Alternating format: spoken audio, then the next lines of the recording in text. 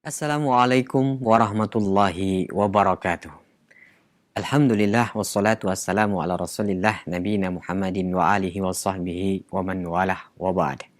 Ikhwatal Islam, azakumullah pendengar Radio Roja, serta pemirsa TV Roja dimanapun Anda bisa menyimak siaran kami. Senantiasa lisan kita memuji serta bersyukur kepada Allah atas segala nikmat dan karunia-Nya sehingga di kesempatan pagi hari ini kita dapat berjumpa kembali untuk segera menyimak insya Allah kajian ilmiah yang akan disampaikan oleh guru kita Ustadz Khalid Samhudi LC Hafidhullah Ta'ala dari pembahasan Fiqhul Usrah. Salawat dan salam semoga senantiasa terlimpahkan dan tercurahkan kepada Nabiullah Nabi Muhammad Sallallahu Alaihi Wasallam, untuk keluarganya, untuk para sahabatnya dan seluruh pengikutnya hingga akhir zaman nanti. Dan Alhamdulillah Ustadz telah hadir di tengah-tengah kita. Sebelum kita mulai perbincangan ini, kita akan sapa terlebih dahulu beliau yang telah hadir. Assalamualaikum Ustaz. Waalaikumsalam warahmatullahi wabarakatuh. Ahlan Ustaz. Alhamdulillah. Gimana Ustaz kabarnya Ustaz? Alhamdulillah. Pada kesempatan yang berbahagia ini, seperti yang Ustaz telah sampaikan tadi, kita akan membahas mengenai apa Ustaz? Hak-hak suami. Baik Ustaz. Baik, untuk pemirsa dan pendengar Radio Roja, untuk Anda ingin bertanya seputar pembahasan ini, nanti bisa langsung bertanya di layanan telepon. Kita langsung saja memulai perbincangan di kesempatan pagi hari ini. Ustadz, berkaitan dengan hak-hak istri telah kita bahas di pertemuan-pertemuan yang telah lalu. Dan kita juga telah ketahui berkaitan dengan kewajiban-kewajiban suami, berkaitan dengan nafkah dan sebagainya. Dan yang menjadi pertanyaan kami adalah Ustadz, apa saja yang menjadi hak-hak bagi seorang suami dalam pengaturan atau yang diatur dalam agama Islam ini Ustaz? Silakan. Alhamdulillah wassalatu wassalamu ala rasulillah wa ala alihi washabbihi wa ba'du. Dulu disampaikan pada perjumpaan yang terdahulu ya, bahwasanya rumah tangga yang mendapatkan sakinah mawaddah rahmah adalah rumah tangga yang dibangun di atas dua hal: iman kepada Allah dan takwa. Yang kedua adalah menunaikan hak-hak pasangannya.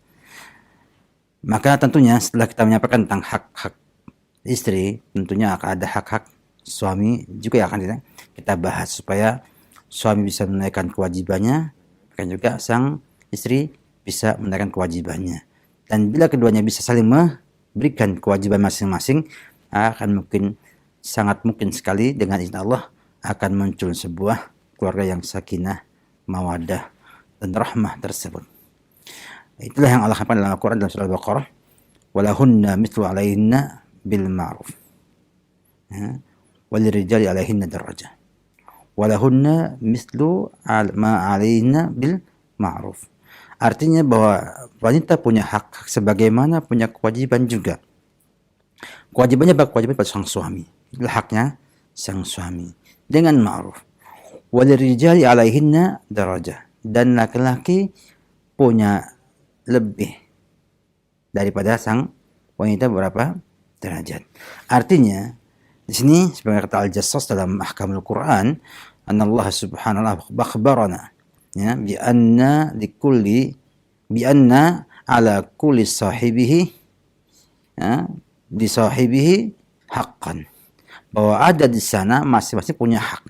Artinya setiap pasangan itu saling punya hak atas pasangan yang lainnya, sehingga dengan demikian ya, akan nampak di sana kebersamaan antara hak laki dan hak sang wanita, suami dan istri. Tapi ada tambahan, walirijali alaihinna darajah. Artinya ada di sana hak yang laisa tidak ada pada perempuan, tapi ada pada laki tersebut. Ada kelebihannya. Maka kata sebagian ulama bahwa hak laki-laki itu mufaddal ala hakil mar'ah dalam hal ini. Artinya di sana ada hal-hal yang penting yang tidak ada hak pada sang wanita, ada pada sang laki-laki hak tersebut. Di antara adalah at-ta'ah, ketaatan. Ini taatannya adalah bentuk yang sangat penting yang hanya dimiliki oleh sang laki-laki, ya, tidak ada pada sang wanita. Artinya sang pemimpin rumah tangga ini ya, adalah orang yang memimpin sang wanita. Wanita harus menunaikan hak kepada sang suami. Ketika dikatakan bahwa ar-rijalu qawwamuna 'alan nisa, ya, adalah pemimpin bagi sang wanita, artinya apa? Dia itu adalah qawwam, dan artinya bahwa perempuan harus taat kepada sang suami dari semua apa yang Allah perintahkan, dan mentaatinya itu juga menyangkut memelihara, menjaga anak dan hartanya. Oleh karena itu, ya, hak suami ini penting sekali untuk diperhatikan oleh kaum wanita, karena menyangkut keberkahan rumah tangganya, ya, dan menyangkut kebaikan dalam rumah tangga yang dimilikinya. Hak yang pertama yang paling agung adalah hak taat kepada sang suami.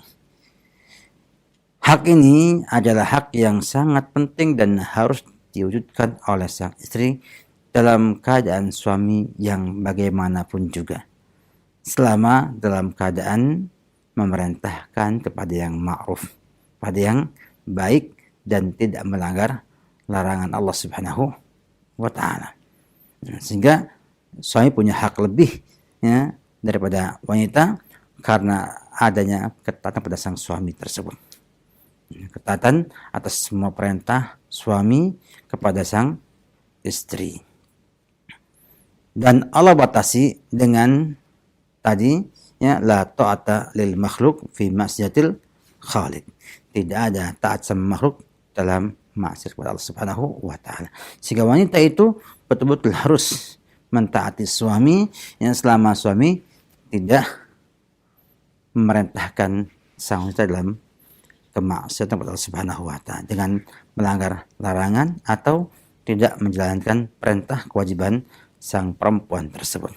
Oleh karena itu, ya, besarnya hak suami ini digambarkan oleh Rasulullah SAW dengan ungkapan, seandainya Allah bolehkan seorang untuk sujud pada orang lain, kepada makhluk, maka tentunya akan aku perintahkan kepada wanita untuk sujud kepada sang suaminya. Menunjukkan bahwa besarnya haknya sang suami kepada sang istri ini adalah demikian. Artinya seandainya, kata Rasulullah, Allah bolehkan seorang laki-laki, seorang manusia untuk sujud kepada orang lain, maka pasti akan perintahkan sang wanita untuk sujud sama suaminya. Demikian besarnya hak suami ini, sehingga itu kata Allah, walirijali alaihinna darajat. Demikian juga hak taat ini menyangkut kedudukannya sebagai pemimpin rumah tangga. Berbayangkan bila kita punya negara, misalnya punya presiden yang tidak ditaati oleh rakyatnya, maka akan bubar negara tersebut. Demikian juga dalam sebuah rumah tangga, bila sang suami sebagai pemimpin rumah tangga tidak ada ketaatan, maka rumah tangganya akan berantakan. Ada pepatah, tidak ada pemimpin tanpa ketaatan di sana. Artinya, tidaklah kita punya pemimpin kecuali kita harus mentaati perintah pemimpin tersebut, selama tentunya tidak melanggar syariat Islam ini. Ini sebuah hal yang sangat penting untuk dimiliki oleh kaum wanita. Dan sebetulnya juga kalau kita melihat pada fitrahnya manusia, bahwa wanita itu pada asalnya senang dipimpin, dan laki-laki senang memimpin. Cuman karena pembinaan lingkungan, pendidikan, dan juga kondisi yang ada, lingkungan yang ada, maka akhirnya sekarang banyak perempuan yang tidak ingin dipimpin, laki-laki yang tidak mau memimpin. Ini adalah pelanggaran atau penyimpangan dari fitrahnya manusia. Sehingga wanita itu pada asalnya lebih mudah untuk mengikuti arahan pemimpin, dan pemimpin lebih mudah untuk menyuruh adalah kaum laki-laki, sehingga akan muncul di sana keserasian. Laki-laki menyuruh, perempuan yang melaksanakannya. Maka akan muncul di sana saling membutuhkan antara pasangan ini, akan membuat dia lebih mampu untuk mengolah rumah tangganya dengan baik. Nah, sangat sayangkan dewasa ini banyak sekali, ya, laki-laki yang tidak mau jadi pemimpin, baik secara lisan ataupun secara perbuatannya, dan banyak juga perempuan yang merasa menjadi pemimpin rumah tangga, sehingga semuanya harus dengan perintah dan larangan sang wanita tersebut. Padahal fitrah mereka menuntut mereka untuk menempatkan posisi pemimpin laki-laki dan yang perempuan menjadi rakyat bagi pemimpin tersebut. Sebuah keindahan bila kita melihat bagaimana contoh para sahabat, contoh Rasulullah Sallallahu Alaihi Wasallam, bagaimana mereka membangun rumah tangganya. Ya, sang istri taat kepada sang suaminya selama dalam ketaatan dan bukan dalam kemaksiatan. Sehingga yang namanya pemimpin yang baik adalah pemimpin yang mau mendengarkan saran dan juga masukan rakyatnya, dan menjadikan musyawarah sebagai tempat untuk mengambil keputusan yang terbaik. Walaupun tetap yang memutuskan adalah suami, namun di sana ada upaya untuk adanya musyawarah agar semua merasa menjadi bertanggung jawab dengan keutuhan rumah tangganya.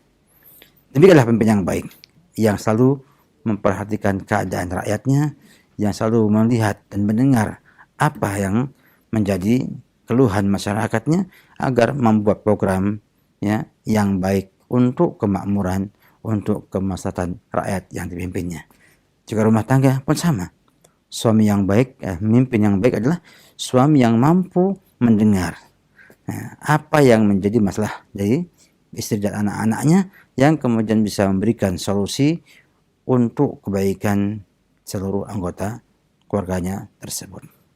Oleh karena itu, hak laki-laki ditaati dan juga wajib laki-laki untuk menjadi pemimpin yang baik agar mudah bagi wanita untuk bisa mentaati pemimpinnya tersebut. Artinya, pemimpin yang baik akan memudahkan rakyatnya untuk patuh kepada pimpinannya. Juga suami yang baik akan memudahkan istri untuk bisa patuh dan taat kepada sang suami.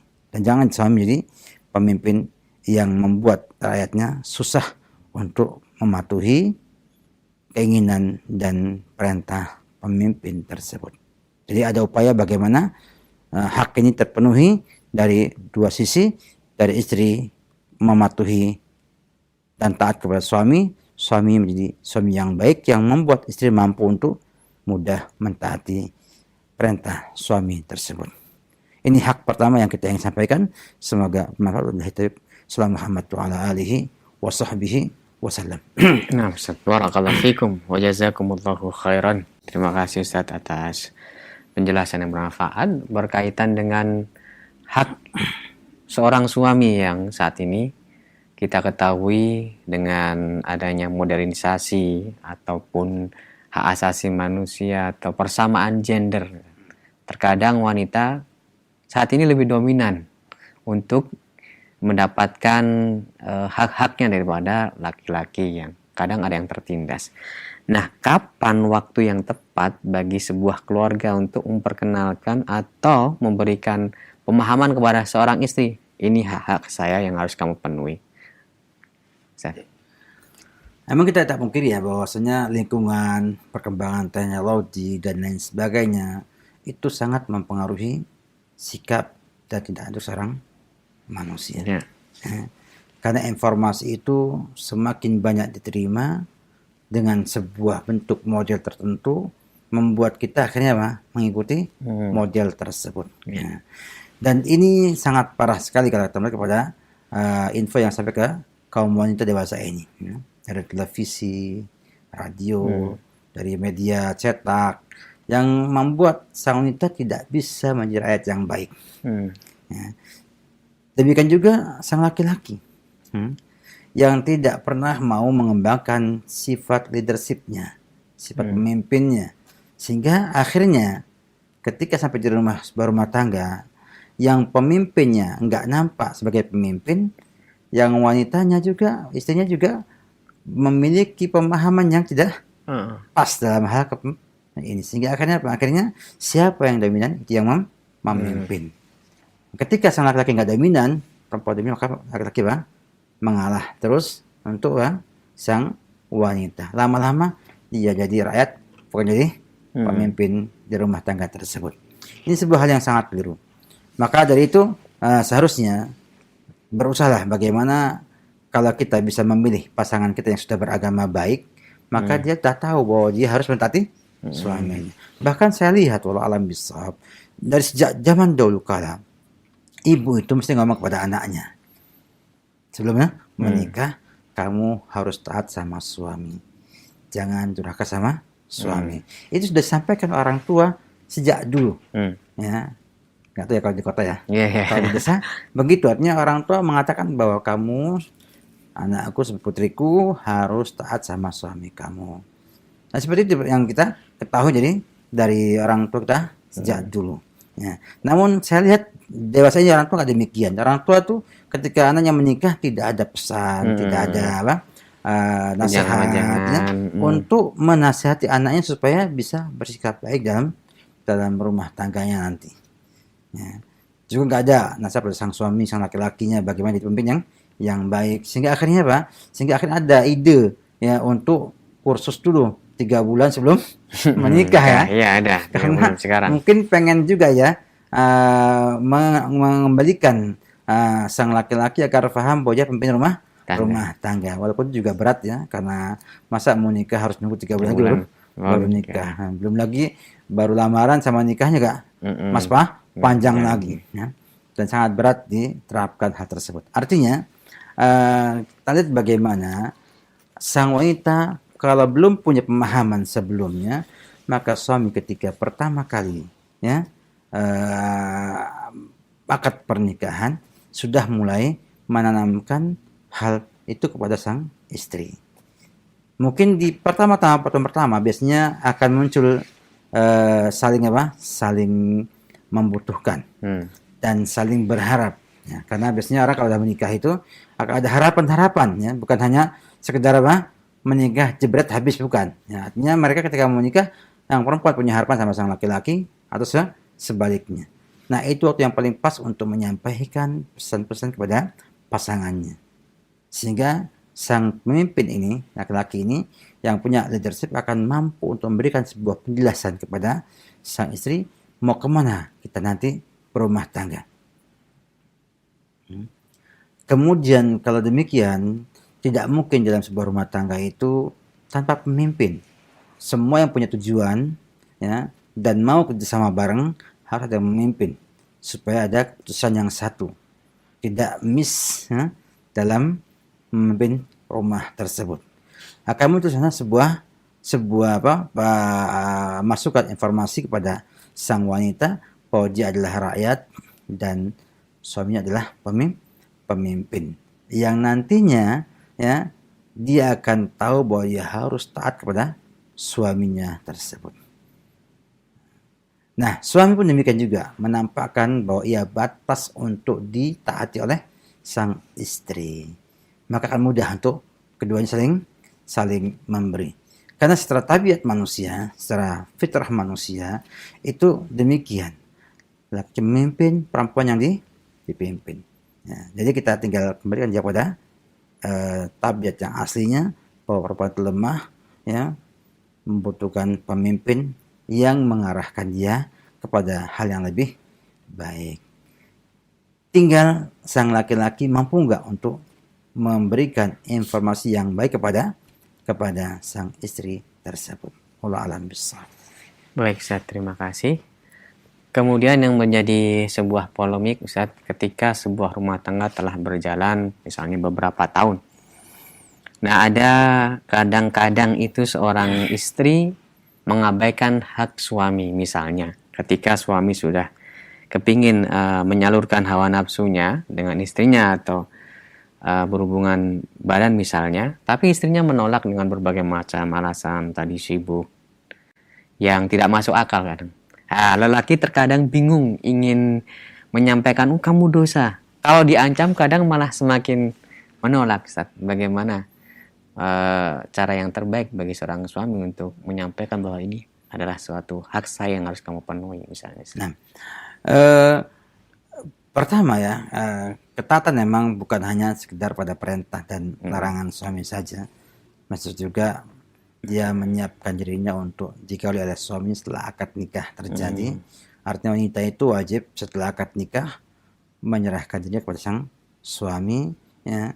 Istilah kita istimta kalau bahasanya, untuk gauli sebagai istri. Dan ada larangan dari Nabi kita Muhammad SAW untuk wanita menolak keinginan sang suami untuk menurunkan syahwatnya, bukan hawa nafsunya, tapi syahwat itu bukan hawa nafsu, tapi syahwat, keinginan untuk berhubungan seksual. Ya. Karena hawa nafsu lebih umum ya, lebih umum. Nafsu itu ada nafsu marah, ada nafsu macam-macam ya. Jadi perlu kita ingat bahwa itu adalah kewajiban bagi wanita untuk menunaikan hak-hak tersebut. Tentunya dilihat kepada kemampuan yang dimilikinya. Maka sang pemimpin yang baik, dia akan mampu untuk mengolah itu semuanya. Artinya mungkin dengan cara lain dia bisa membuat sang istri siap menerima pasangannya. Ya, kenapa? Pasangannya. Karena hal seperti itu terkadang adalah kebutuhan dari dua belah pihak. Makanya para ulama jarang membahas bahwa hak istri digauli, sang suami menggauli, karena memang itu kebutuhan bersama. Artinya sang wanita butuh, laki juga butuh. Ini namanya hak-hak yang berserikat antara suami istri. Artinya hubungan suami istri adalah hal yang dibutuhkan oleh sang istri dan juga oleh sang suami. Cuman suami lebih dahulukan karena dia pemimpin. Artinya untuk menjaga ifahnya dia, menjaga dia, maka dia diberikan hak lebih daripada sang istri. Ya, kalau suami bisa minta, istri boleh minta, tapi tidak bisa maksa suami. Kenapa? Karena memang suami punya hak yang berbeda dengan sang istri. Dia pemimpin. Pemimpin itu banyak urusannya, banyak dikerjakannya, sehingga dia mendapatkan banyak keringanan yang tidak ada pada sang wanita. Maka ini jadi penyebab adalah ketika sang wanita sudah memiliki tugas-tugas suami pada diri dia, ya. Sehingga dia kelelahan, tidak mampu untuk melayani sang suami dan kebutuhan yang dimilikinya. Ini ada keluar manajemen sebetulnya, ya. Jadi usahakan bagian wanita itu menempatkan posisi sebagai istri di rumahnya, sehingga lelahnya dia bukan lelah fisik secara total, hanya lelah perasaan di rumah, sedangkan suami lelah fisik di luar yang butuh ya untuk penyegaran di rumahnya, sehingga sang istri bisa melayani dengan baik suami tersebut.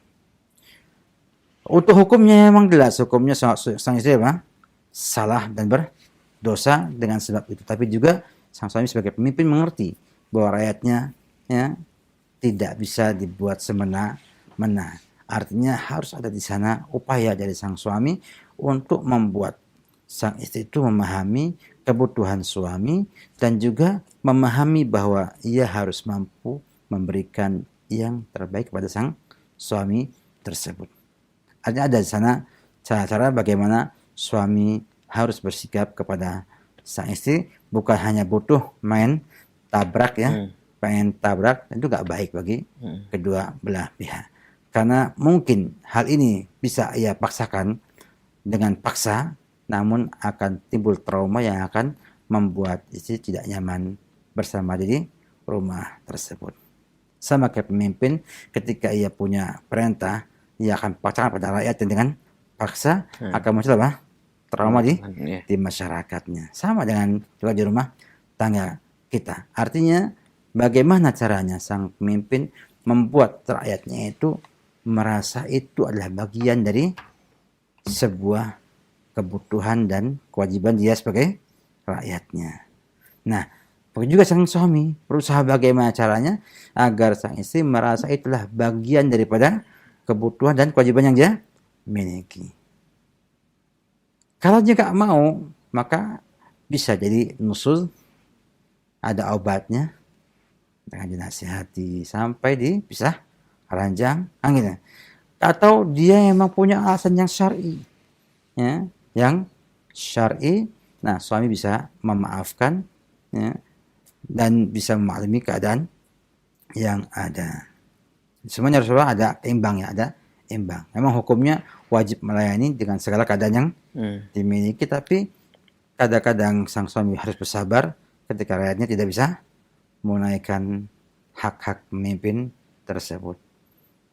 Jadi kita bicara di sebuah rumah tangga itu kayak dari sebuah pemerintahan, sebuah negara, ya, yang dimana pemimpinnya itu kalau baik, ya, tahu rakyatnya, maka saya tahu pemimpinnya akan all out memberikan apa yang dibutuhkan oleh pemimpinnya.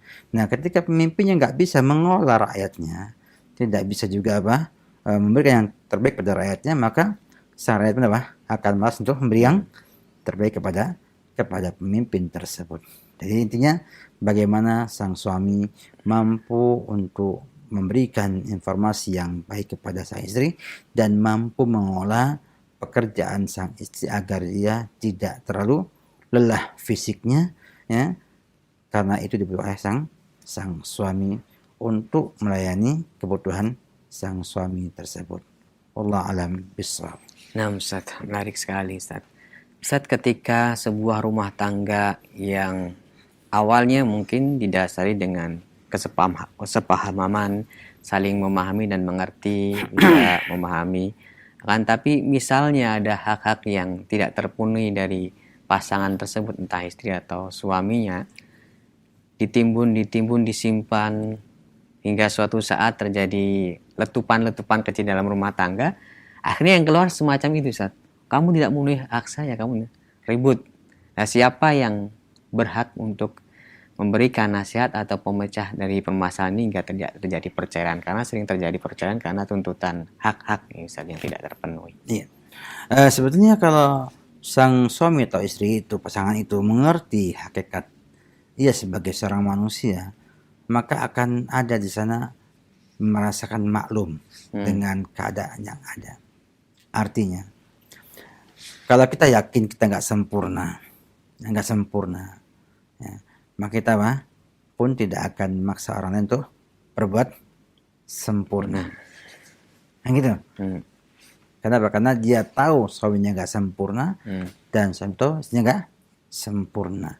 Oleh karena itu para ulama mengatakan kalau kita ingin membangun cinta di rumah tangga, maka sang laki-laki harus banyak nutup mata atas kesalahan sang suami, sang istri, dan juga berusaha untuk ingat yang baik-baik dari sang istri tersebut.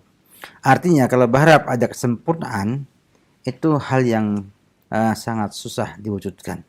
Artinya sang istri pengen haknya sempurna ditunaikan, sang suami juga pengen sempurna ditunaikan hak-haknya, padahal dua-duanya nggak sempurna. Kan itu akan mengakibatkan hal-hal yang tidak baik di kemudian hari. Maka solusinya adalah bagaimana ada komunikasi yang baik antara suami dan istri agar supaya nanti ketika ada masalah langsung di awal sudah terdeteksi dan diobati di awal. Jangan menyimpan bom waktu di dalam rumah tangga kita. Disimpan akhirnya meledak, ya, dan hancur berantakan. Makanya perlu ada komunikasi yang baik dalam hal ini sehingga tidak akan terjadi mawaddah warahmah tanpa adanya komunikasi yang baik antara pasangan tersebut. Maka perlu adanya upaya bagaimana merasa nyaman di rumah tangga itu, baik laki-laki maupun sang wanitanya tersebut. Wallahu a'lam bishawab. Barakallahu fikum wa jazakumullahu khairan, Ustaz. Terima kasih atas materi yang telah disampaikan yang sangat bermanfaat ini. Semoga Allah senantiasa melimpahkan keberkahan di pertemuan kita. Dimudahkan kita mendapatkan kebaikan, khususnya ilmu yang bermanfaat untuk membina rumah tangga menjadi sebuah keluarga yang sakinah, mawadah, warahmah. Selanjutnya, khotil Islam, bagi Anda yang ingin bertanya langsung dan memiliki permasalahan seputar rumah tangga, bisa menggunakan layanan telepon. Kami angkat untuk penelpon yang pertama, silakan. Ya, halo, Assalamualaikum. Waalaikumsalam warahmatullahi wabarakatuh. Dengan siapa? Di mana? Ini dengan Torik, Ustaz, di Kalimantan. Silakan, Bapak.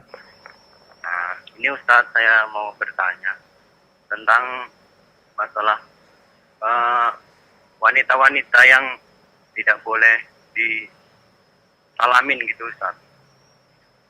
Tentang dari saudara-saudara kita gitu, dari apa boleh anak dari abang, seperti anak-anak perempuan dari abang saya misalnya gitu disalamin gitu boleh enggak?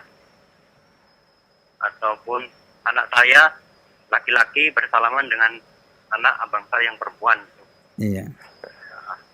Demikian Ustaz. Hmm. Jazakallahu khairan. Assalamualaikum. Waalaikumsalam warahmatullahi wabarakatuh. Tentang jabat tangan atau salamannya, hanya berjabat tangan antara lawan jenis. Pada asalnya dilarang, kecuali pada yang mahram saja. Ya, yang mahram artinya yang dia dilarang menikahinya selama-lamanya. Istri itu sudah jadi istri, nggak boleh nikah lagi. Artinya tidak ada nikah dua kali ya. Iya. Jadi istri aja langsung boleh, kenapa? Karena tidak ada lagi pernikahan setelahnya antara keduanya. Ya, sampai bercerai pisah ya, dengan ketentuan yang sudah ada dalam syariat Islam. Demikian juga semua kerabat kita ya, yang satu nasab itu semuanya mahram kecuali sepupu kita. Artinya anak dari paman kita, dari bibi kita itu bukan mahram, sehingga boleh menikahi mereka. Nah, salaman dengan ponakan, saya punya adik, punya anak perempuan, maka itu dibolehkan karena dia mahram. Karena mahram, paman tidak boleh menikahi keponakannya. Demikian juga yang kedua, yang Anda tanyakan, anak bapak ya, salaman dengan anaknya adik bapak. Artinya mereka sepupu. Ya. Sepupu artinya saudara satu kakek. Ya. Satu kakek. Maka dia tidak boleh karena dia bukan mahram. Jadi standar adalah mahram. Dan tentang berselamat ini Nabi kita sampai mengatakan bahwa ditusuk kepala kita dengan jarum besi lebih baik daripada menyentuh kulit mahram, perempuan yang bukan mahramnya. Menunjukkan bahwa Nabi melarang kita untuk bersalaman atau berjabat tangan kecuali kepada yang mahramnya saja. Jadi standarnya semua yang tidak boleh dinikahi secara muabbad, secara selama-lamanya, maka dia boleh salaman dengannya. Sedangkan yang boleh menikah atau dinikahi, maka dia tidak boleh bersalaman dengannya. Wallahu a'lam bishawab. Barakallah fiik Ustaz. Terima kasih atas jawabannya. Selanjutnya kami akan berikan kesempatan kembali masih di layanan pesan telepon atau di layanan telepon, mohon maaf. Sebutkan nama dan dari mana Anda berasal. Silakan. Halo, Assalamualaikum. Waalaikumsalam warahmatullahi. Abdullah di Jakarta. Silakan. Pak Ustadz, saya mau nanya. Jadi keluarga istri saya, orang tua istri saya, itu masih melaksanakan acara-acara yang tidak sesuai dengan sunnah atau syariat Islam, seperti haulnya kakek dari istri saya. Nah, ini keluarga saya mau menyelenggarakan itu, ya. Gimana sikap saya sebagai menantu, ya? Apakah mendatangi acara itu atau gimana gitu, Ustaz? Kalau nggak datang kan nggak enak, teman. Kalau datang itu acara itu nggak sesuai dengan sunnah, nggak sesuai dengan ajaran agama kita yang dibenarkan seperti itu. Mohon jawabannya, Ustaz. Terima kasih. Jazakumullah khairan katsir. Assalamualaikum warahmatullahi wabarakatuh. Waalaikumsalam warahmatullahi wabarakatuh. Sikapnya jelas ya, bahwa kita itu tidak boleh mengerjakan sesuatu yang kita yakini maksiat kepada Allah Subhanahu wa taala. Ya. Sehingga semua perbuatan maksiat kita tidak boleh berta'awun padanya, kerjasama padanya. Allah berfirman, wa ta'awanu 'alal birri wat taqwa wa la ta'awanu 'alal itsmi wal 'udwan. Artinya kita itu diperintahkan untuk bekerja sama, mewujudkan kebaikan dan takwa. Artinya semua amal soleh yang kita perlu berkumpul untuk bekerja sama, maka kita bekerja sama untuk mewujudkannya. Dan wala ta'awanu 'alal itsmi wal 'udwan, dan jangan kerjasama dalam permusuhan dan dosa. Artinya kita tidak boleh terlibat berpartisipasi dalam adanya sebuah kemungkaran, sebuah kemaksiatan, sebuah dosa. Maka siapa saja yang meyakini amalan itu adalah amalan yang berdosa, melanggar syariat Islam, ya, tidak sesuai dengan tuntunan Islam, maka dilarang untuk bekerja sama memeriahkan ataupun melaksanakannya. Maka ini sikap seorang mukmin yang selalu mendahulukan Allah dan Rasulnya melebihi yang lain-lainnya. Ya, kata Nabi kita Muhammad SAW, la yu'min ahadukum hatta akun ahabba ilaihi min walidihi wan nasi ajma'in. Tidak beriman, ya, seorang dari kalian sampai menjadikan aku lebih dicintai daripada bapaknya, anaknya, dan semua manusia yang lainnya. Artinya, kalau kita misalnya, ya, cinta sama Allah dan Rasulnya, tentu kita berusaha untuk tidak maksiat, tidak melanggar aturan dan ajaran Rasulullah SAW.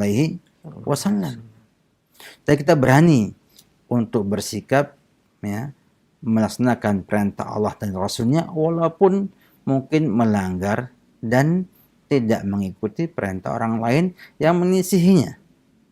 Nah, maka tidak boleh kita berpartisipasi dalam hal ini selama amal diyakini oleh saudara sebagai perkara yang tidak boleh, yang melanggar syariat Allah Subhanahu wa taala, yang tidak ada tuntunan dari Rasulullah SAW. Sehingga jelas, ya, apa saja bentuknya, ya, kita tidak boleh ta'awun 'alal itsmi wal 'udwan. Ini adalah perintah Allah Subhanahu wa taala yang kita harus patuhi dan kita jalankan bersama. Wallahu a'lam bissawab. Nah, Ustaz, jazakumullahu khairan. Selanjutnya kami akan undang kembali, silahkan penelpon yang ketiga. Halo. Halo, Ya, dengan siapa, di mana? dengan Sari di Jakarta. Silahkan, Ibu, pertanyaannya. Singkatnya Ustadz, jadi suami saya ini cepat terpengaruh lah sama keluarganya. Sebenarnya permasalahan kita udah banyak, cuma saya berusaha buat ngalah selama ini. Terus akhirnya intinya suami saya ini punya usaha, terus kita mengembangin lah ke usaha lain. Saya di bidang kuliner. Awalnya suami saya mendukung Ustadz. Bahkan dia mengenalkan temennya yang sudah pengalaman lah di bidang kuliner. Begitu usaha ini berjalan, mulailah Ustadz ada pertanyaan dari keluarganya, ngapain istri kamu tuh buka usaha? Sampai akhirnya tadinya mendukung, saya disalah-salahin. Sampai rumah tangga kita terganggu lah, ada perselisihan. Nah, pada intinya membuat saya akhirnya pengen menyerah gitu, Ustaz. Maksudnya memiliki suami yang seperti nggak punya pendirian lah gitu. Kita udah seminggu ini nggak serumah. Terus saya menunggu sikap dari dia pun tidak ada. Misalnya Ustadz, kalaupun saya menggugat cerai, misalkan dari saya menggugat cerai, apakah itu masuk dalam persyaratan yang syar'i sebagai seorang istri? Saya menggugat suami saya gitu Ustadz. Iya. Cukup, Ustaz, ada yang ditanya? Ya, makanya karena udah seringnya permasalahan, saya merasa oke, Ustadz bilang kan suami pemimpin. Di mana sikap pemimpin yang melindungi maupun menjaga istri gitu loh Ustadz. Jadi bagi saya itu tidak ada, dan akhirnya membuat saya bersikap untuk menyelesaikan aja rumah tangga ini, karena kita udah menjalankan rumah tangga ini 7 tahun, dan ini bukan pertama kalinya Ustadz. Jadinya selama ini saya udah mencoba mengalah gitu loh, sampai akhirnya saya merasa saya lelah gitu lah, capek Ustadz. Akhirnya saya meminta untuk dia nggak di rumah itu, dan dia kembali ke rumah orang tuanya, dan ini sudah berjalan seminggu. Jadi kalaupun saya yang menggugat gitu Ustaz, maksudnya intinya, apakah ini termasuk yang syar'i? Kadang kan yang saya tahu istri kita nggak boleh menggugat gitu Ustaz. Iya. Iya, baik. Iya, itu aja. Terima kasih Ustaz, jazakallah khairan. Iya. Baik, Ustaz. Seperti yang kita bicarakan tadi, menumpuk permasalahan terus Itulah akhirnya. susahnya. Iya. Susah juga ngampu Iya. Fikusrohnya ini susah, Iya, ya. iya, Ustaz. Artinya yang sampai masalah terusnya. Iya. Resiko kita bicara rumah tangga ya, itulah banyak masalah yang kita hadapi yang sebetulnya itu tidak perlu terjadi bila sama-sama mengerti dan punya komunikasi yang baik di awalnya. 7 tahun bukan hal yang singkatnya. 7 tahun bukan hal yang singkat. Artinya 7 kali 365 hari. Ya, itu sudah hampir 2.500 harian. Artinya harusnya sudah tahu dan sama-sama tahu tabiat masing-masing dan sudah mulai tahu juga apa kelemahan masing-masing. Tentunya kalau ibu sebagai istri yang peduli dengan keadaan sang suami, mestinya tahu suami itu labil, misalnya dalam hal apa? Dalam hal misalnya dengan keluarganya. Maka tentunya ada upaya di sana untuk memperbaiki yang ada. Ya, sebab kalau nggak ada perbaikan sama sekali, ya seperti ini kondisinya, akan buat pusing ibu sendiri, mau bersabar takut tidak kuat, nggak sabar takut dosa. Sehingga akan jadi buah si malakama. Akhirnya ya, putus asa dan akhirnya mengambil kesimpulan lebih baik rumah tangganya dibubarkan daripada dipertahankan malah membuat susah hidup sendiri. Saya ingin menguraikan sedikit hal ini supaya jadi faedah bagi para pendengar yang lainnya, para pemirsa yang lainnya, bahwa hal ini banyak terjadi. Ya. Dan terkadang sifatnya itu lebih kepada persepsi yang ada antara pasangan suami istri. Bisa kita bayangkan ya, bahwa sebuah rumah tangga yang bertahan 7 tahun, kemudian sudah ada di sana upaya dari suami untuk membantu sang istri usaha. Artinya usaha itu memang sepengetahuan suami, dengan izin suami, dengan juga bantuan suami. Ya.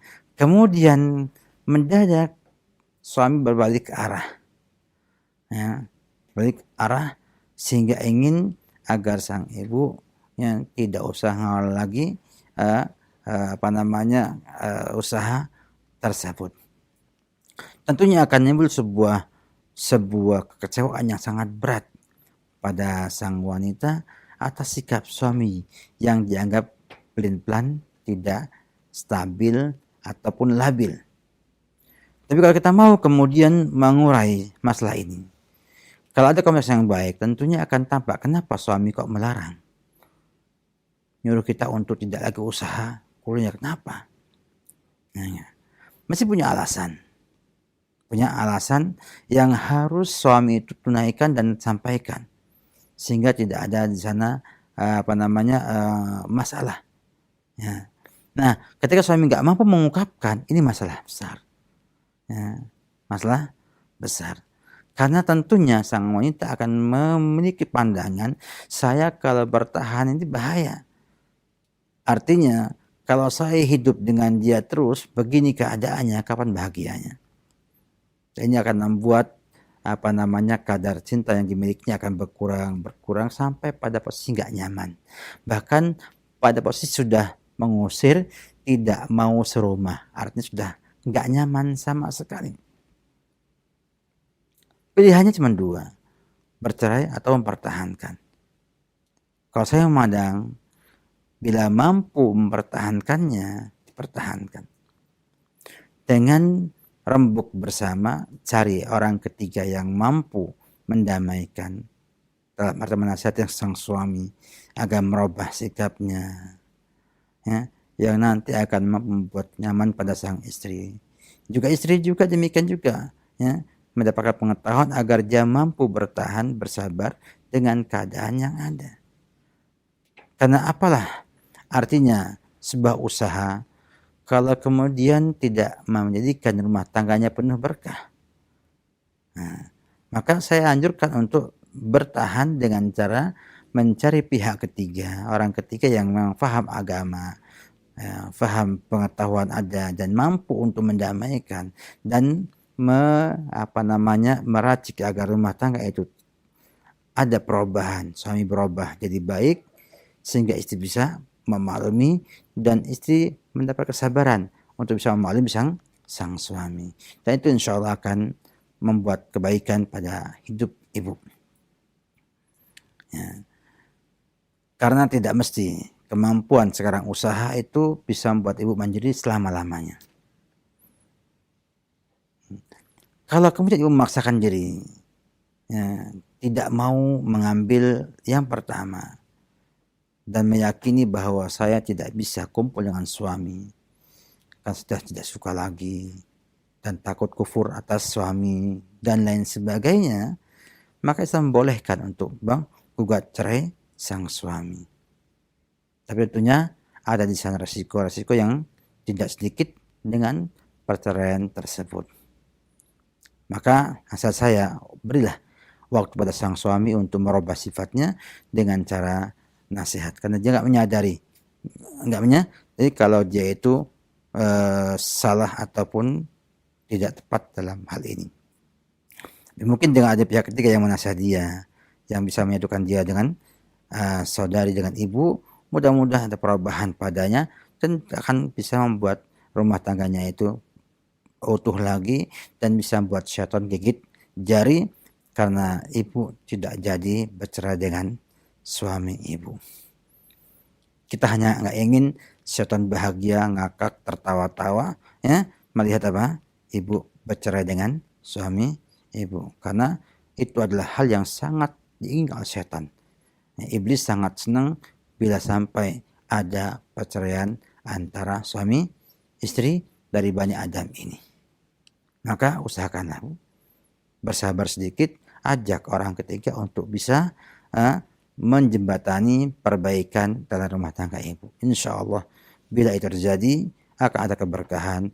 Ibu sudah tidak perlu lagi mencintai orang lain, cukup mengembalikan kepada sang suami. Suami pun merasa bahwa ibu punya jasa kepada sang suami. Saya yakin dengan jasa itulah suami akan mencintai ibu, dengan ibu juga bisa mendapatkan yang terbaik di rumah tangga ibu tersebut. Yakin ini, bila ibu mau memperbaiki, Allah akan memperbaiki keadaan yang ada dengan izinnya. Wallahu a'lam bishawab. Terima kasih atas nasihat yang bermanfaat yang telah disampaikan, khususnya kepada ibu yang bertanya. Semoga mendapatkan solusi yang terbaik untuk keluarga ibu dan kita semuanya yang juga menyimak pada kesempatan kali ini. Selanjutnya kita akan berpindah ke pesan singkat. Ada beberapa pertanyaan yang telah masuk, akan kami bacakan. Dari seorang ibu di Kalimantan Barat mau bertanya, Pak Ustadz, saya ini melarang anak-anak saya nonton film animasi. Ada yang acara bernyanyi juga saya larang anak saya untuk menontonnya. Nah, ketika saya melarang anak untuk menontonnya, tetapi suami malah membolehkan atau menyuruh anaknya untuk menonton acara-acara tersebut. Apakah boleh saya di sini membantah suami tidak sepakat dengan suami perihal tersebut? Dan diperbolehkan saya memberikan penjelasan kepada anak-anak untuk tetap tidak menonton film-film yang seperti itu dan nyanyi-nyanyian. Silakan Ustaz. Ya. Sebuah akibatnya hanya akibat daripada ketidaksamaan visi misi dalam rumah tangga. Ini contoh kecil saja, dan bila nggak diperbaiki sejak awal, khawatir akan merembet pada banyak masalah lainnya. Karena perbedaan persepsi ini yang membuat akhirnya muncul kekecewaan pada pasangan masing-masing.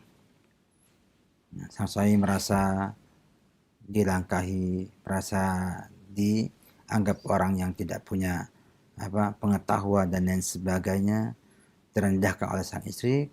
Kadang istri pun kecewa melihat sikap suami seperti itu. Maka dalam rumah tangga harus ada amar ma'ruf nahi munkar, baik dari istri kepada suami atau sebaliknya.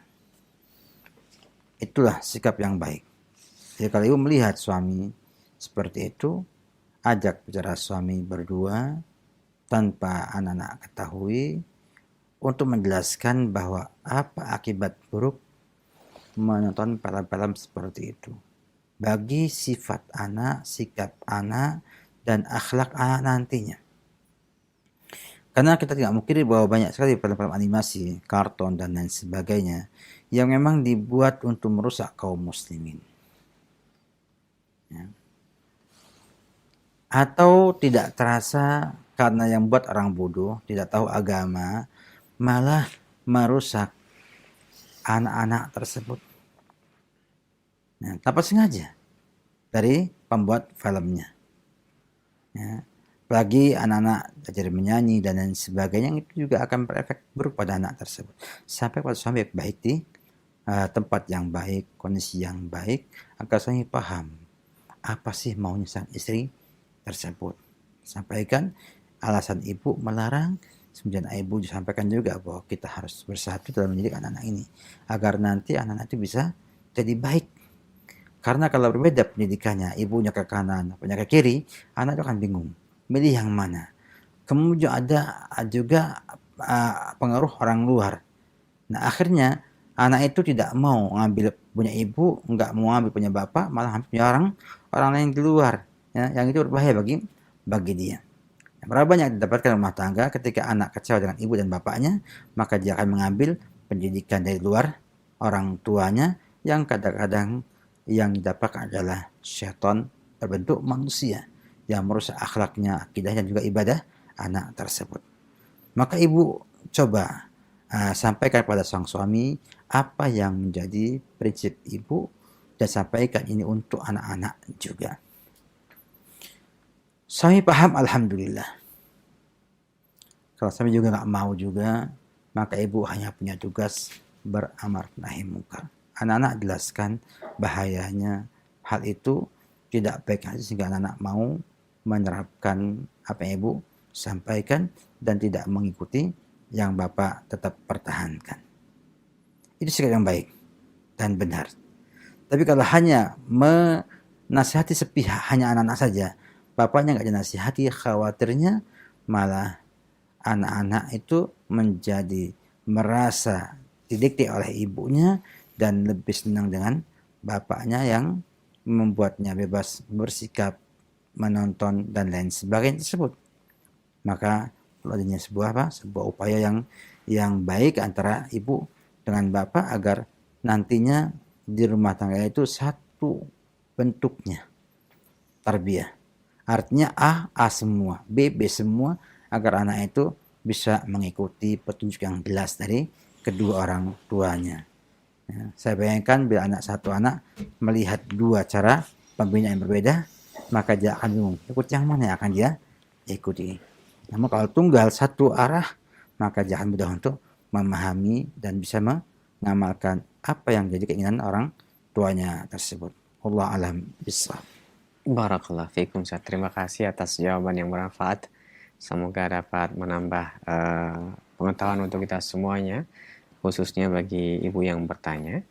Dan berikut kami akan bacakan kembali yang telah masuk dari saudari Riri di Aceh yang bertanya sebagai berikut. Assalamualaikum Ustaz. Waalaikumsalam.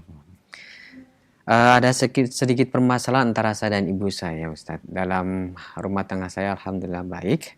Namun ketika ibu saya sering menyinggung perasaan suami saya, bagaimana sikap yang tepat agar saya berada di tengah-tengah antara suami dan istri, agar tidak terjadi nanti kesalahpahaman antara ibu dan suami, Ustaz.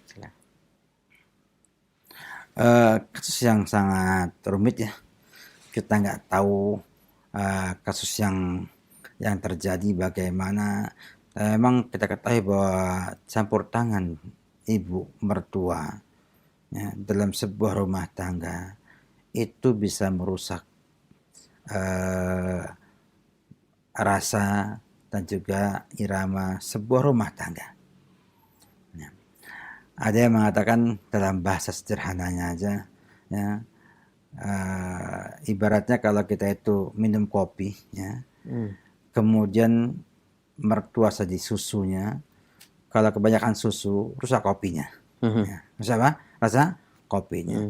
Jadi campur tangan ibu mertua ataupun ibu daripada istri ataupun ibu dari suami dan sebuah rumah tangga, bila berlebihan itu akan merusak ya cita rasa rumah tangga tersebut. Tapi kalau dia hanya sedikit ya terlibat dalam rumah tangga, dia bisa apa? Membuat aroma baru yang juga nikmat untuk dinikmati. Maka bagaimana ibu berperan dalam hal ini sebagai istri, menjembatani dua hal, suami dan ibu. Ibu tentu merasa punya hak untuk menyampuri rumah tangga anak putrinya, dan suami kadang enggan dan nggak suka dengan campur tangan tersebut. Biasanya yang ribut tuh adalah ibu suami, ibunya sang istri dengan apa? Istrinya sang laki-laki tersebut biasanya ya. Mertua sama mantu kan ya. Ini kebalikannya. Ini kebalikannya. Maka ibu sebagai orang yang tengah harus bisa memahamkan pada ibu bahwa ibu sebagai istri itu punya privasi yang tidak boleh ibu kandung ibu menyampurinya. Artinya sampaikan bahwa rumah tangga ini akan baik bila semuanya tahu posisi masing-masing dan semuanya memberikan yang terbaik, namun jangan berlebihan. Jangan apa? Berlebihan. Juga suami jadi nasihati bahwa ibu itu sangat cinta kepada anaknya, sehingga apa? Sehingga ibu itu kadang-kadang mencampur dan melebihi yang seharusnya. Ajak sabar suami ya untuk menyikapi keadaan sang ibu tersebut. Tapi juga jangan sampai ya hanya sabarnya sang laki-laki, sedangkan sang ibu tidak dibatasi campur tangannya. Akan marah juga sang laki-laki tersebut dan akan berbahaya bagi rumah tangga ibu sendiri. Maka harus bisa mengendalikan. Yang pertama, kendalikan ibu supaya jangan terlalu mencampuri, sedangkan yang kedua ngajak suami untuk bersabar. Maklum orang sudah tua ya, kalau ngomong tidak lihat apa keadaan yang ada dan sebagainya macamnya, yang kita bisa sampai kepada sang suami sehingga suami bisa bersabar ya, dan juga bisa memaklumi keadaan ibu, dan ibu pun disadarkan bahwa itu sudah melampaui batas yang seharusnya, sehingga akan muncul di sana ini ngerem, ini sabar, maka akan enggak ada masalah setelahnya. Akan baik semuanya insyaallah. Tapi kalau semuanya tidak ada yang berani menahan, ya sudah ya, bersiap akan muncul banyak masalah di rumah tersebut. Wallahu a'lam bishawab.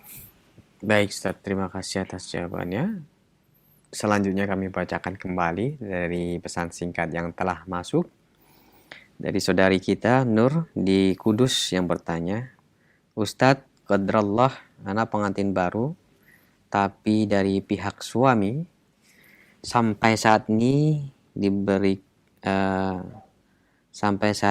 belum bisa memberikan nafkah batin kepada anak karena ada kelainan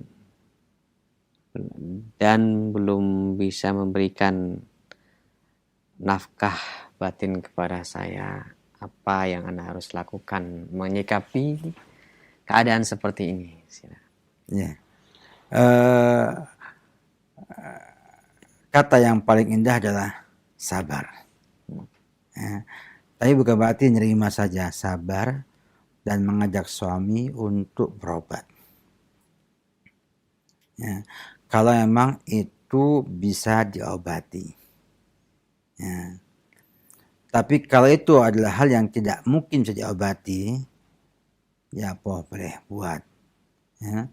Terkadang berpisah lebih baik daripada berkumpul kemudian timbul masalah terus nanti kemudian harinya. Ya.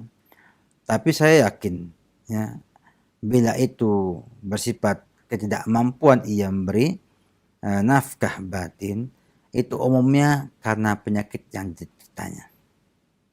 Ya, penyakit atau kelemahan yang dimilikinya, yang ini bisa diobati. Bisa diobati. Maka ajaklah suami itu berobat, ya, dan katakan bukan hal yang aib, bukan hal yang memalukan bila suami itu memiliki penyakit untuk diobati. Ya, diobati. Karena memang sakit itu untuk diobati, bukan untuk dibiarkan. Ajak berobat baik-baik, ya, dengan tanpa ada kata menyinggung perasaan dia atau membuat dia menjadi minder, menjadi dia merasa inferior. Jangan, ya.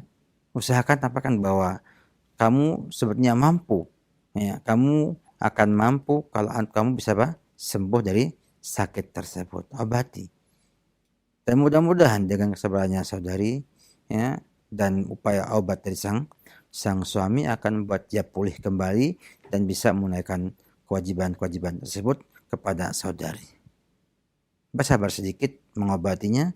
Bila tidak juga sembuh, para ulama mengatakan bila ada suami punya aib seperti tidak bisa menggauli istrinya, ya, karena mungkin kelemahan atau karena penyakit tertentu, maka sang istri hendaknya menunggu setahun lamanya untuk ia berobat memperbaiki keadaan yang ada. Kalau juga enggak ada perubahan, sang istri bisa mengajukan perceraian kepada pengadilan untuk bisa dengan suaminya tersebut. Kalau mau. Kalau enggak ya bertahan, tentunya bukan hal yang ringan untuk bertahan dalam keadaan yang demikian. Wallahu a'lam bishawab. Ya Ustaz, jazakumullahu khairan. Terima kasih atas jawaban-jawaban yang bermanfaat yang telah disampaikan, yang disampaikan pertanyaan melalui pesan singkat tadi. Selanjutnya kami akan buka kembali untuk Anda ingin menghubungi kami via telepon. Silakan. Halo.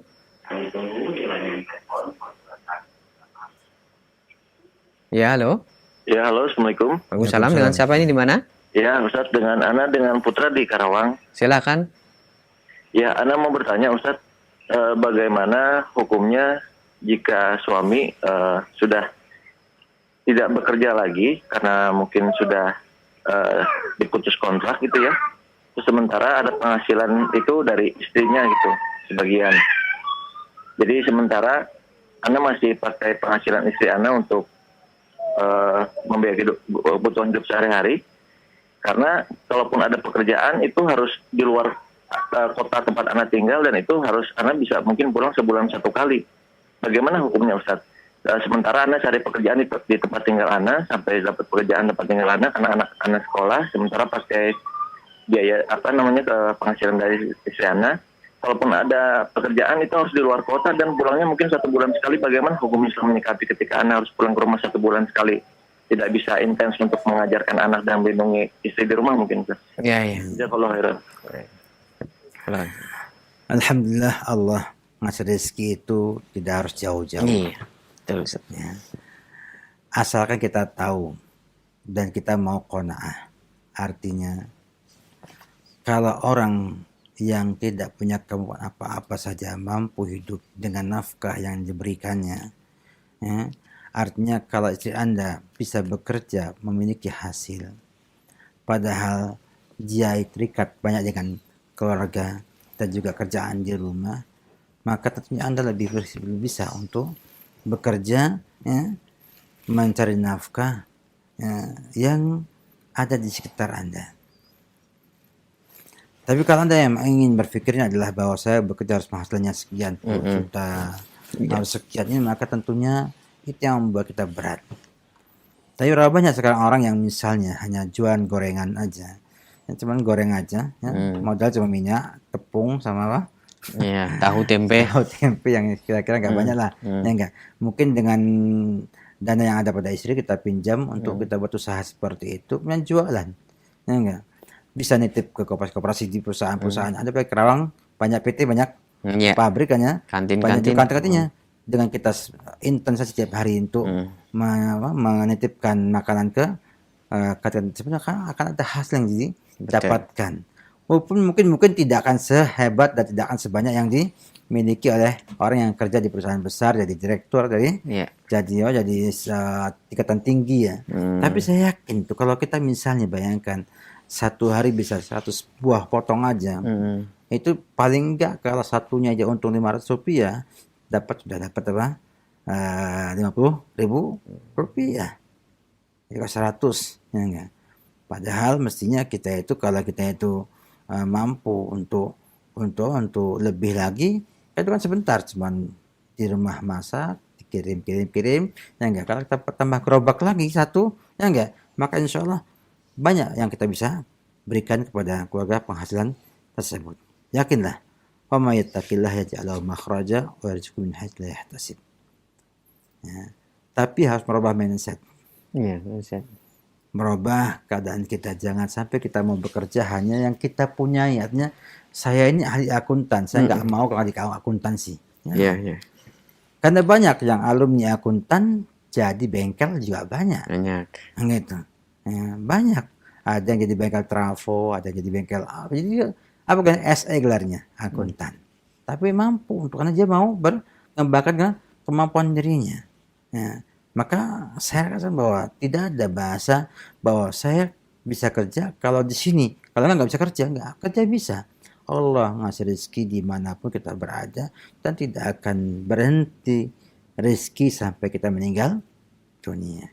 Tinggal kita mau nggak takwa sama Allah dan mau nggak kita bersungguh-sungguh mencari cara yang terbaik mendapatkan rezeki tersebut. Nah, istri alhamdulillah masih baik. Dia masih mau memberikan harta miliknya untuk hidup di rumah tersebut. Artinya kalau kita sebagai laki-laki bekerja, mungkin sekarang dapatnya kecil, tapi istri akan memaklumi bahwa suaminya dulu sudah sering memberi yang banyak, sekarang apa? Karena kondisi yang ada, akhirnya hanya ngasih yang sedikit. Gak apa sedikit. Kalau kita misalnya punya kemampuan perbaikan apa, kita bisa bekerja dengan yang kita miliki. Tumbuhkan jiwa usaha kita. Ya, para banyak yang mulai dengan hanya jual bakso, jadi pengusaha bakso.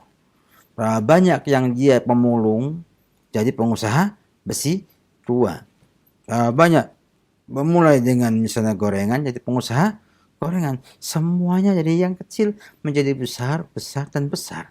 Nah, Anda bila ingin berusaha dan ingin dekat dengan keluarga, maka bisa ngomong sama sang istri, saya mau dekat sama kamu, anak-anak, biar bisa mengawasi dan mendidik mereka, tapi saya akan berusaha bekerja, tapi tolong dilihat hasilnya. Kalau nggak cukup, jangan dituntut lebih aja yang dimampu tersebut. Sehingga kalau ada peran dari suami memberi kepada nafkah pada sang keluarga, maka istri pun akan senang. Dia bahagia. Suaminya itu mau bekerja dengan segala yang ada di sekitarnya. Bisa ketemu terus, ya, dan bisa bekerja juga. Tapi kalau misalnya Anda anggaplah sudah nggak mungkin kerja sama sekali di sekitar Anda, misalnya Anda harus pergi untuk mencari nafkah yang sebulan sekali baru bisa pulang ke rumah, maka perlu komunikasi sang istri. Ya, artinya lihat lagi istri, apabila memang maslahatnya pergi. Ya.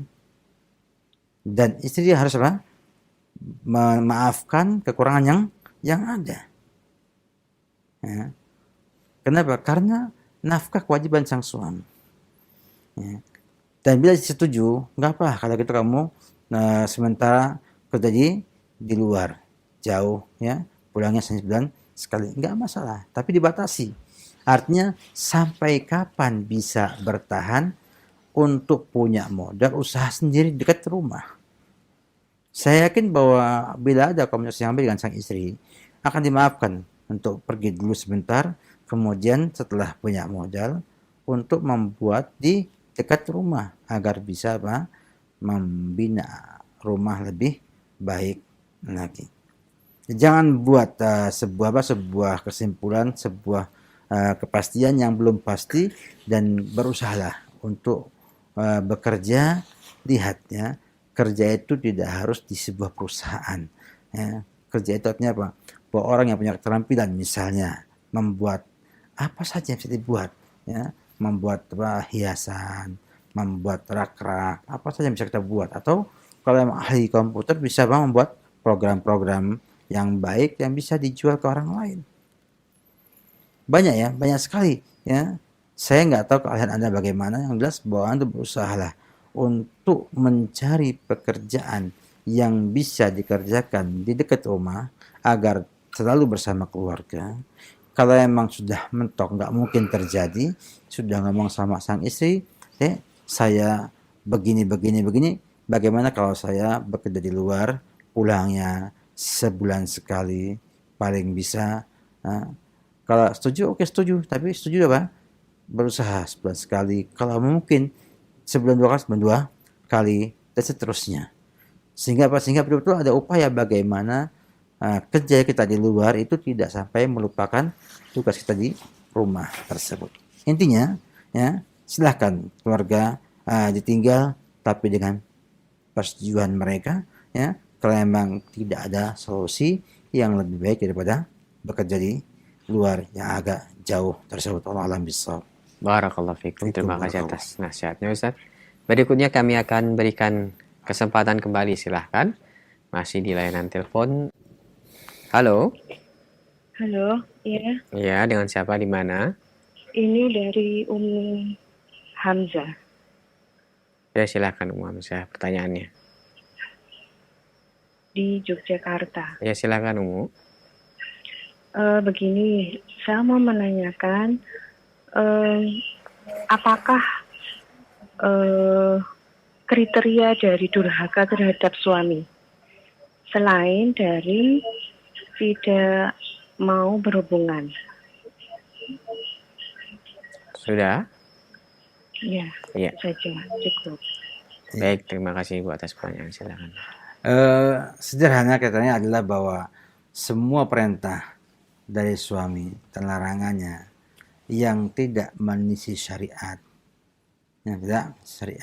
dan mampu ditunaikan oleh istri, kemudian ia nggak mau tanpa ada alasan dan udzur yang syar'i, maka dia masuk dalam durhaka atau nusus dalam bahasa syariatnya. Semua ya, yang perintah oleh suami atau dilarang dan itu masih dalam kemampuan sang istri, ya mampu tunaikan itu semuanya, dan tidak ada sama sekali penghalang syar'i atau udzur syar'i, kemudian ia sengaja melanggarnya, tidak mau mengikutinya, maka sudah masuk dalam kata nusus, dalam kata durhaka kepada suami, tidak taat sama suami. Itu jawaban saya. Wallahu a'lam bishawab. Baik, Ustaz, terima kasih atas jawabannya. Berikutnya kami angkat kembali. Silahkan untuk telepon yang terakhir di pertemuan kita ini, kami berikan kesempatan. Silahkan sebutkan nama dan dari mana Anda berasal.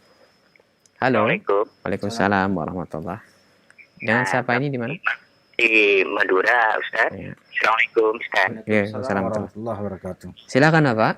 Yang saya tanyakan itu kan di dalam keluarga saya, termasuk anak, istri, dan orang tua itu setiap harinya seringkali kesyirikan itu yang dilakukan, Ustaz. Tapi saya coba selalu mengingatkan, ya sampai saya bacakan di ayat Al-Quran, kalau syirik itu kedoliman yang sangat besar. Bahkan kalau mati dalam kesyirikan, saya bilang itu tidak ada ampunan. Tapi terus itu tetap ada seperti enzima. Kalau ada angin itu mengeluarkan pusaka, gerakan di halaman itu katanya penangkal angin. Gimana dengan saya itu? Sudah hampir 5 tahun saya berkeluarga. Iya. Ya caranya itu gimana? aku harus sabar atau aku ingatkan terus, atau gimana, atau aku harus tinggal, itu yang saya tanyakan. Baik, Baik Pak, Bapak tinggal di rumah sendiri apa ikut sama orang lain? Ya di rumah istri, saya ikut istri. Ikut istri. Istri sama orang tua juga? Ya bersama mertua. Ya. Yang dikerjakan itu kecirikan. Iya. Terima kasih Pak Makasih, atas pertanyaannya, ditunggu jawabannya. Berat misalnya. Di rumah mertua indah. Jadi memang kita harus yakini bersama bahwa hidayah tangan Allah Subhanahu wa taala. Kita jangan putus asa untuk mengajak orang lain, apalagi kerabat kita, istri kita, anak-anak kita, mertua kita, untuk bisa mendapatkan hidayah Allah Subhanahu wa taala. Bagaimanapun juga keadaannya, selama belum meninggal dunia, kita sebagai seorang muslim berusaha untuk memberikan yang terbaik agar mereka mau meninggalkan bentuk-bentuk kesyirikan yang ada tersebut. Yang masalah sebenarnya saya lihat kadang-kadang mereka tidak merasa bahwa itu berbuat syirik, atau tidak meyakini kalau itu adalah perbuatan syirik, sehingga mereka pertahankan itu. Atau ia merasa itu syirik tetapi tidak tahu dosanya itu bagaimana, akibatnya itu bagaimana.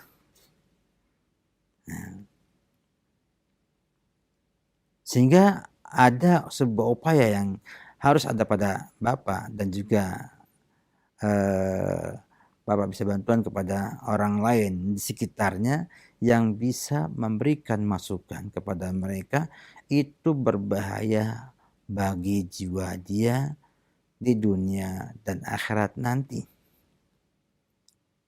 Maka perlu adanya, kalau misalnya ada di sana para ustadz, para kiai, ataupun para ajengan atau yang lainnya, tuan guru atau yang lainnya yang bisa menjelaskan kepada mereka itu sebagai sebuah kesyirikan, bisa menjadi sarana untuk membantu memahamkan keluarga dengan hal-hal yang berbahaya seperti itu. Kan saya khawatir kerabat istri nggak nerima karena sang suami itu lemah posisinya. Anda lemah posisi Anda tinggal bersama istri di rumah keluarga istri, kemudian lain sebagainya, maka akhirnya tidak dilihat oleh mereka. Maka lihatlah oleh saudara, apabila memungkinkan saudara untuk pindah dari rumah tersebut, membawa istri saudara dan anak-anak saudara untuk tinggal di luar, dan itu bisa menjaga anak dan istri, maka pindah lebih baik. Sehingga nanti istri bisa dibina baik-baik oleh saudara sebagai pemimpin rumah tangga, dan saudara tidak diintervensi oleh orang lain. Juga anak-anak pun demikian. Tanpa meninggalkan dakwah kepada mertua atau keluarga istri yang masih berbuat kesyirikan tersebut. Dan kalau kemudian juga nggak bisa bawa semuanya, dan juga nggak ada kesempatan untuk kita mendakwahi mereka semuanya, apa boleh buatnya, kita lebih baik menyelamatkan diri kita sendiri, bila kita hanya mampu menyelamatkan diri kita sendiri. Kata Allah, ya ayyuhalladzina amanu qu anfusakum wa ahlikum nara. Jaga diri kamu, itu pertama dan utama. Kemudian menjaga kerabat kita, istri kita, anak kita, sesuai kemampuan yang kita miliki. Bila mampu hanya menyelamatkan istri kita, selamatkan istri kita. Bila mampu anak, maka dengan anak kita juga. Kalau semuanya mampu kita selamatkan semuanya. Maka berkata kepada kondisi saudara, istri saudara, dan juga keadaan yang ada. Intinya, dakwah tidak boleh berhenti. Dan bila dirasa maslahat adalah berpisah, maka kontrak rumah di luar, bawa istri kita, anak kita, tinggal di sana sehingga Anda bisa menunaikan program-program yang ingin Anda sampai kepada anak keluarga kita. Artinya jangan sampai kita itu kemudian dengan sebab kumpul dengan kerabat besar kita, itu kita malah tenggelam bersama kesyirikan dan tidak mampu mengingkarinya. Maka amalkan itu.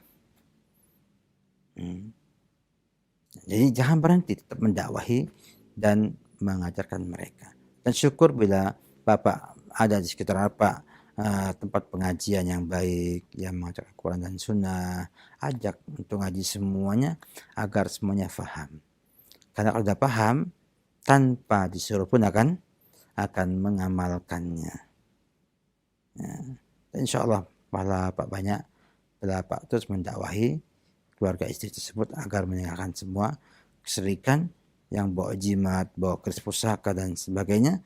Mudah-mudahan Allah memberikan hidayah kepada keluarga Bapak dan juga istri Bapak untuk kembali kepada Allah dan Rasulnya dan untuk kemudian meninggalkan semua bentuk kesyirikan yang ada, karena bahaya sekali, ya. Syirikannya bahaya sekali karena akan menghapus dosa, menghapus pahala kebaikan kita, dan Allah tidak mengampuni dosa syirik yang dilakukan seorang yang tidak bertobat sebelum mati wafatnya dia tersebut. Wallahu a'lam bishawab. Jazakumullahu khairan Ustaz atas jawaban-jawaban yang bermanfaat, dan nampaknya waktu juga yang membatasi pertemuan kita di kesempatan pagi menjelang siang hari ini. Sebelum kami akhiri, mohon Ustaz memberikan ihtitam. Silakan.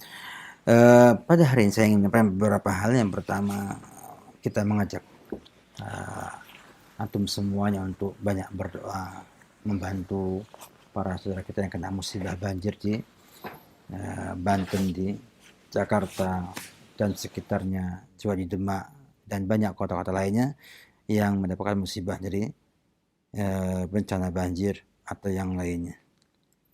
Semoga Allah Subhanahu wa taala memberi kepada mereka solusi yang terbaik dan bisa menghentikan atau membuat mereka bisa aktif dengan baik dan selamatkan dari semua bencana yang ada tersebut. Dan juga sebagai tambih bahwa sebetulnya musibah itu adalah pintu kebaikan bagi semuanya. Pintu kebaikan bagi yang membantu, juga bagi yang dibantu. Mereka yang membantu berpahala besar.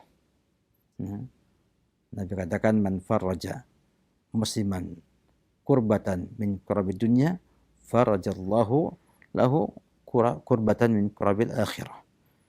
Orang yang bantu saudaranya genting seperti ini, artinya kondisinya sangat genting, di mana mereka susah untuk makan, ya. Air pun enggak surut-surut, ya.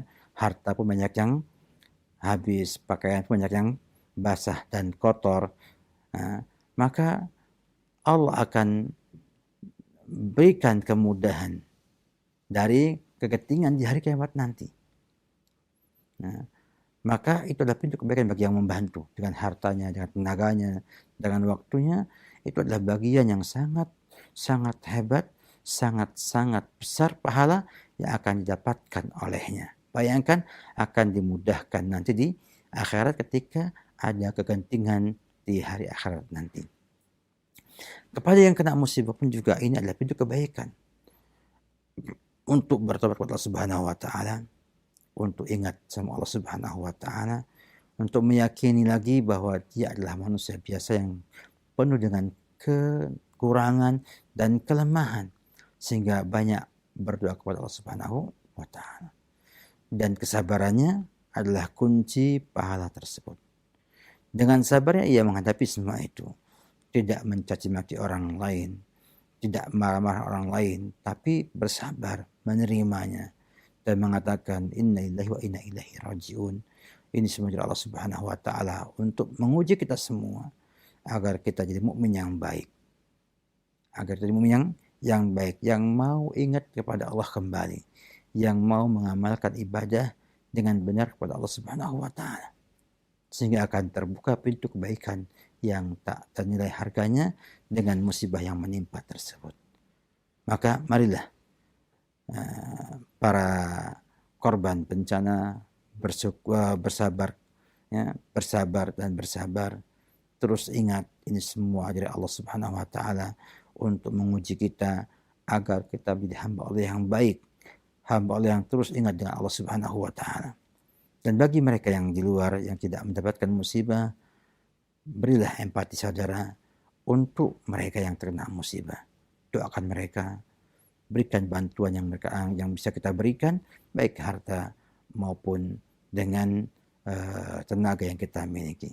Dan alhamdulillah, ya, Allah kasih rezeki kepada kita tak terhingga banyaknya, ya, tak terhitung jumlahnya, yang kalau kita berikan sedikit kepada mereka tidak akan mengurangi harta yang kita miliki dan tidak akan juga membuat kita hancur dan juga kehilangan harta, karena Allah menjamin akan mengganti semua yang kita berikan untuk membantu orang lain yang tertimpa seperti ini. Oleh karena itu, marilah kita berlomba-lomba untuk bisa membantu mereka dengan doa, dengan tenaga kita, dengan juga harta yang kita miliki. Semoga Allah memberkahi kita semuanya dan bisa memberikan solusi penyelesaian pada saudara kita yang kena musibah, agar mereka bisa hidup kembali normal seperti kita-kita yang tidak kena musibah tersebut. Demikian, semoga manfaat yang saya sampaikan dan semoga kita semua Allah bukakan pintu kebaikan dan mampu untuk memanfaatkan pintu itu dalam meraup dan menggapai kebaikan yang sebanyak-banyaknya. Amin ya rabbal alamin. Wabillahi taufiq. Salam Muhammad wa ala alihi wa sahbihi wasallam.